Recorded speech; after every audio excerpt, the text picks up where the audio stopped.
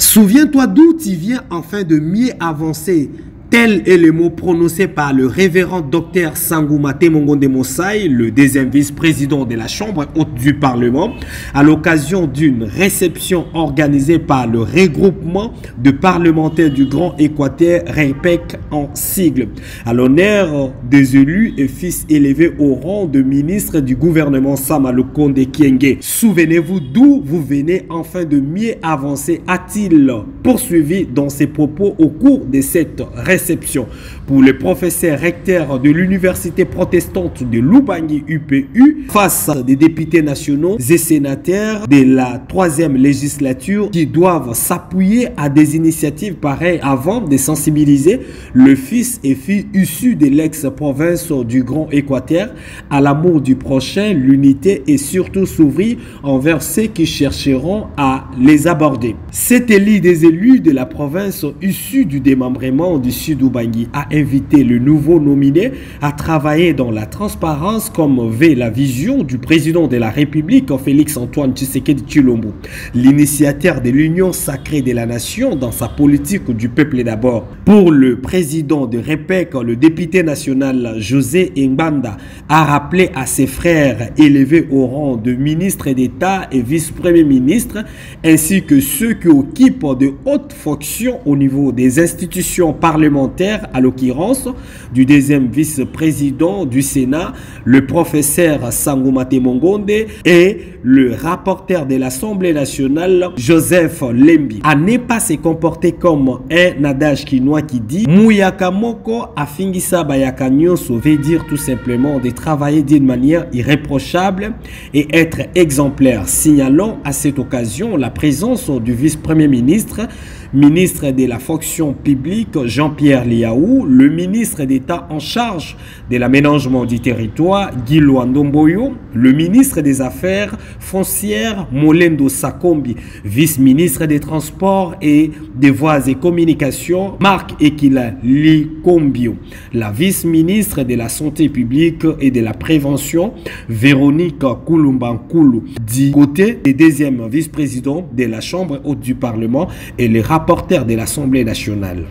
Suivez maintenant quelques réactions à chaud juste à l'issue de cet événement. C'était une retrouvaille des élus et les gens qui ont été nommés dans ce nouveau gouvernement voudraient se connaître et échanger pour le profit de leur propre province qui est le Grand Équateur.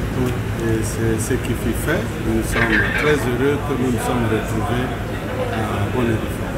Dans cette l'unité, on voudrait que tout le monde puisse être uni et serein et pour qu'il travaille mieux pour le soutien de notre chef de l'État avec sa vision de l'Union sacrée pour que les choses puissent aller de l'avant et l'Équateur va prendre part de cette vision.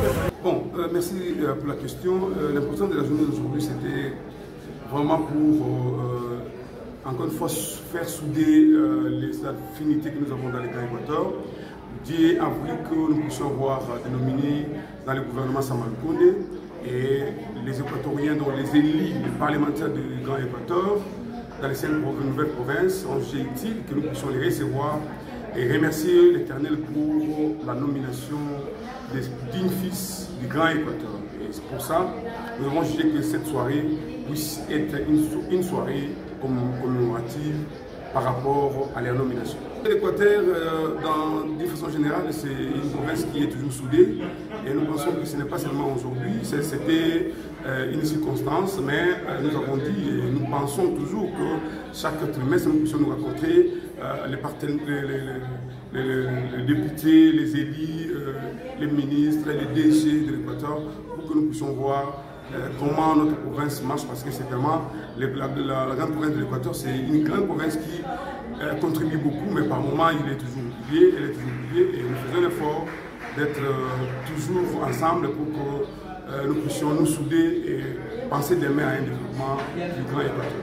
Ouais, nous nous sommes retrouvés plutôt avec nos frères, comme on le dit souvent, nominés, c'est-à-dire ceux parmi nous et qui venaient d'être nommés par le président de la République au gouvernement, la centrale, mais aussi ceux qui ont été élus au niveau des bureaux des chambres du Parlement.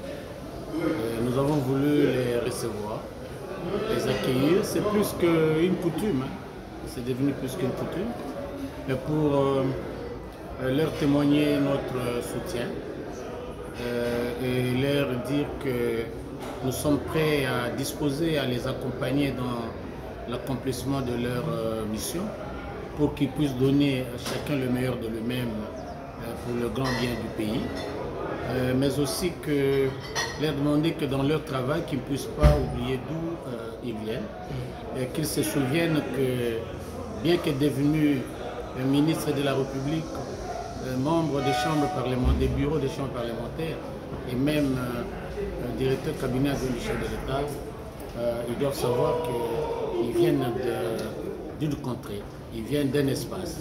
Et cet espace, c'est le Grand Équateur. Et que comme ils serviront tout l'ensemble de la République, et que de temps en temps, ils pensent aussi à la province de l'Équateur, à la grande province de l'Équateur, qui, de notre point de vue, connaît beaucoup de problèmes en termes de développement et que dans la mesure du possible, qu'ils soient attentifs aux questions de leur grande province d'origine, autant qu'ils doivent l'être pour l'ensemble des provinces de la République. Et c'était donc une rencontre de fraternité, une rencontre, une retrouvaille entre les filles et fils des mêmes parents, d'une grande contrée, et l'Équateur. Et ça s'est très bien passé. Ça a été fantastique. Vous avez été dans la salle, vous avez suivi l'ensemble des déclarations sélectionnées qui ont été faites. Et je crois qu'ils commencent leur travail avec les sentiments d'avoir le soutien des leurs d'abord. Parce qu'avant que la République ne les soutienne, ne les accueille et ne les accompagne, je pense qu'objectivement, ils ont besoin, avant toute chose, de l'appui de leur contrée et nous avons voulu leur témoigner de cet appui, de cet accompagnement et de notre totale confiance. Voilà. Avec plus de précision, nous sommes les regroupements de parlementaires du Grand Équateur, dont je suis le président.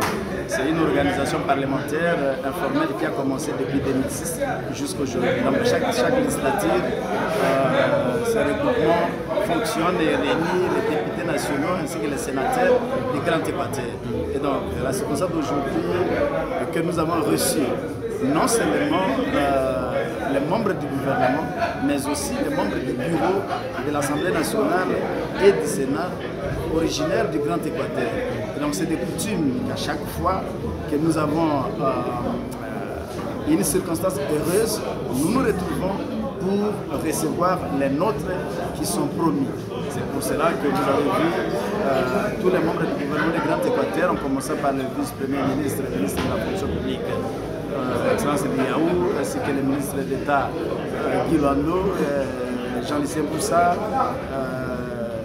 Moulendo, celui de la santé, tout le monde était là pour que nous puissions, dans l'unité et dans la cohésion, nous retrouver pour que nous puissions leur prodiguer des conseils.